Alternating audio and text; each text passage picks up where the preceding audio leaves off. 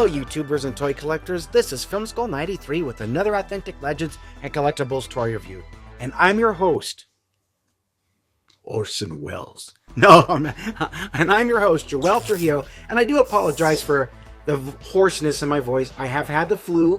I'm feeling a whole lot better, but I just couldn't wait for my voice to come back. I had to show you this toy review.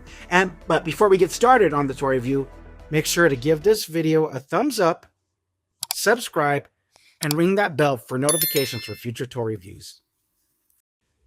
So, like I said before, I've got something really special to show you.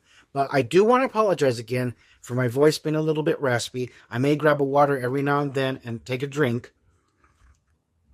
just to keep myself going here, so that way you guys can understand what I'm talking about. So, let's go back in time 30 years ago to when I was at a Hastings bookstore. I know, that's how old I am. They don't exist anymore. To a Hastings bookstore, and I come across this little gem right here. It was right around Christmas time, winter of 1995. Star Wars was making a comeback with the Power of the Force 2 action figures, and everything was looking really, really good. And I was so excited for the fact that this magazine had something really cool to offer. It wasn't so much just the artwork and stuff, but it was the fact that it said Toy Secrets. Toy Secrets revealed. And so when I opened it up, I took a look at what I saw. And what I saw amazed me. I couldn't believe this. There were toys that had never been made before. They were supposed to be done for that Star Wars Epic, The Epic Continues, I believe is what it was called.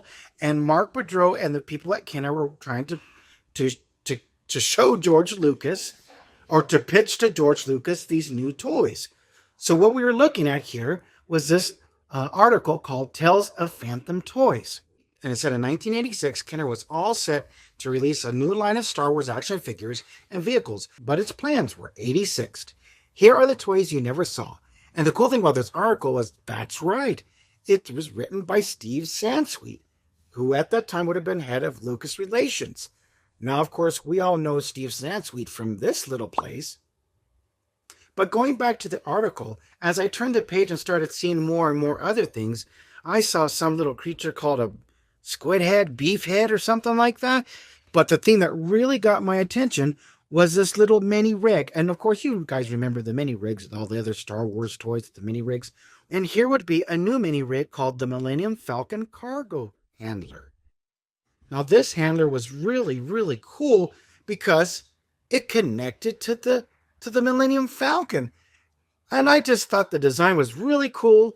Of course, the late Mark Boudreau always did an amazing job with his designs. As you could see from the photo, it was made out of styrofoam and other pieces just to pitch to Lucasfilm. Unfortunately, like the article said, these were not made. And that was kind of a shame. Not even like a couple were made here just to get your hand on one. None were made.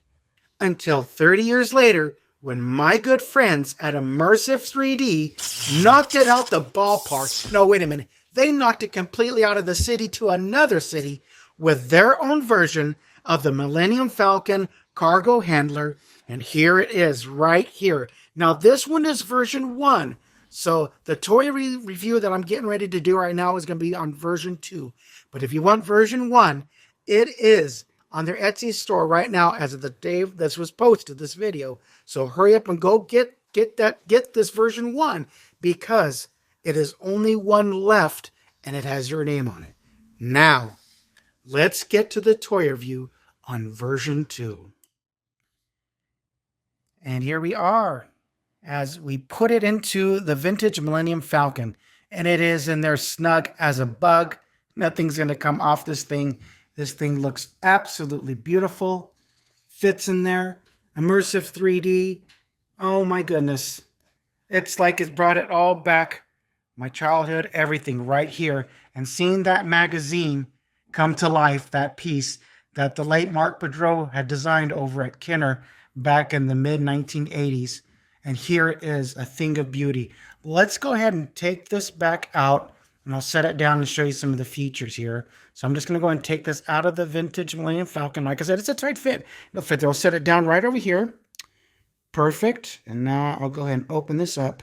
So the canopy opens beautifully. Now, as you saw in the picture, there was like black on the windows. There isn't here. Now you can go into design and put like a clear piece on there, whatever you want to do. It's yours. I haven't done anything to this because I want it to be the original look as how you'll get yours from Immersive 3D. But if I can focus in there, there's like a little screen right here. A little, this is my personal favorite right here. Like a little controller, if you will, or throttle. There you go. Bring it in and bring it back out. Hopefully I can focus in. I apologize. When you're filming something like this so close up, you just don't want to lose all the detail. Great hinge design here. The detail on this, everything is beautiful. Now, the color doesn't match the vintage Millennium Falcon, as obviously I have the original one, and mine's yellow through the years, but this thing is absolutely amazing. This gun turret at the front, the turret can move in a swivel, if you will, back and forth. And then got these are clamped on, little cannons on the side. And then you got this engine in the back. Now, for an extra added bonus, and now as you can see, it comes with landing gear. Now, these are optional. You can take them off. So you can put this into the Falcon, put them back in, and they just slide out of here at these little holes at the bottom. But that's a really nice little touch. And you turn this around, and then put on Solo in there. Close the lid. There you go. Then put Luke Skywalker in there. Now I'm using Jedi figures. Any figure can work. 3.75. Immersive 3D has designed this to work for your figures. Your retro figures, or your G.I. Joe figures, whatever. 3.75 will work in here. You can put C-3PO in there if you want. But they didn't design it for Wookiees. And that's okay.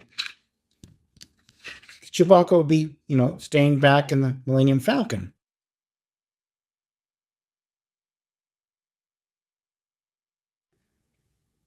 And then, when you're ready for play, and then you just slides right back in. And there you go. Ready for takeoff. That is absolutely amazing. I mean, I can't get enough.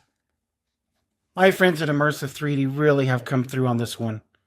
A little playset vehicle, mini rig, all set up, ready to go. Absolutely cool. So there you go. There you have it. Here it is with all of its glory, version 2. However, I'm not even done. You think I'm done? You think that's the end of it? Well, I got an extra bonus round for you. Check this out. That's right. Surprise. My good friends over at Immersive 3D, that's 2 home runs knocked out the ballpark out of the whole entire United States to another country. Look at this. For those of you that like the Legacy Collection Big Millennium Falcon or like vintage collection action figures from that Star Wars line, the new stuff for Power of the Force 2, modern day, I would call it Star Wars action figures, they've went ahead and designed one for the Legacy. And if you notice the look, this is the one as seen on the Millennium Falcon owned by Lando Calrissian. So this would be Lando Calrissian's escape pod. So what we're going to do here, same thing here, and I apologize, but this, the big Millennium Falcon's huge, so I don't have a big studio space for this one. But let me take this out. It does the same thing where you can just slide it in and out. Sits there perfect. Take it out. It's got jets and all the good stuff. And if I can set it down here and get this filming right here. Okay, so everything nicely designed, great detail, just like the version 2 of the Millennium Falcon Cargo Handler. We've got Lando Calrissian's Millennium Falcon escape pod here that will go perfect for the Legacy Millennium Falcon, the big Millennium Falcon, or the Galaxy's Edge re-release of that Millennium Falcon. It'll go perfect with this. Once again, the plastic on the resin plastic on all these are perfect. He does a great job there at Immersive 3D. Eric is awesome. As you can see, Got that little nostalgic thing going on with the Addis T Walker. 80, or yeah, so that kind of that right there. I always mess up the name. At ST, ATST, whatever. You know what I'm talking about. Probably gonna have some troll on here saying Orson Welles doesn't know what he's talking about. Anyways, so got that open up, but we want to get your figures in here. Open that up. There's the seat, mimicking the Millennium Falcon cockpit with the steering wheels and whatnot. But this is designed for Lando's escape pod for the Millennium Falcon. And Immersive 3D even designed a little cargo hold. Put all your weapons and your spice in and set that right there. So we can go ahead and put in Mr. Lando Calrissian as seen in the movie Solo. All right. And then we'll put in my good pal, Star-Lord. Young Han Solo. Perfect. Yeah, there you go. There they are. And if you want to make it more up to my Star Wars, I'm not saying Solo isn't.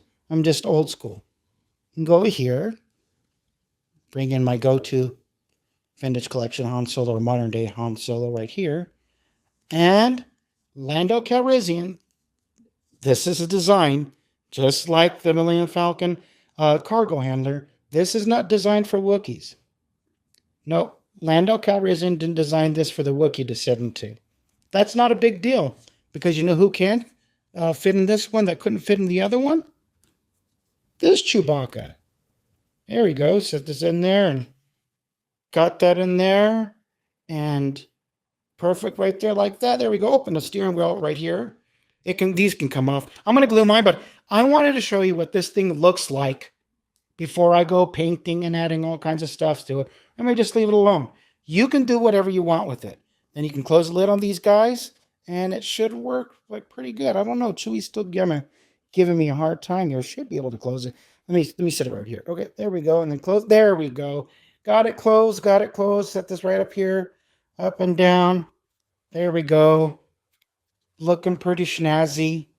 And then we're just going to go ahead and see if we can try to get this bad boy back into the Falcon without anything going awry here. And just slide it in here like that. Perfect. And let's try to get it from up here at a top view, just to show you. There we go. And this is the top view of how big this thing is. This makes, I believe, the Legacy Millennium Falcon bigger than the Ghost. So, or maybe the same size. I don't know, but this sucker is huge.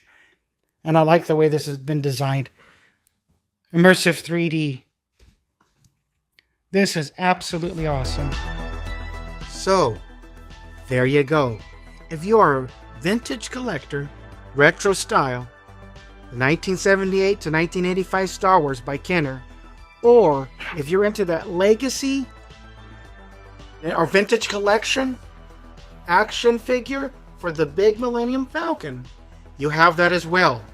So here we go with this, or you got this. You want them both? Go over to Immersive 3D today and tell them that your old pal Joel Trujillo sent you. Thank you for watching. Don't forget to hit the like button below and please subscribe to our channel.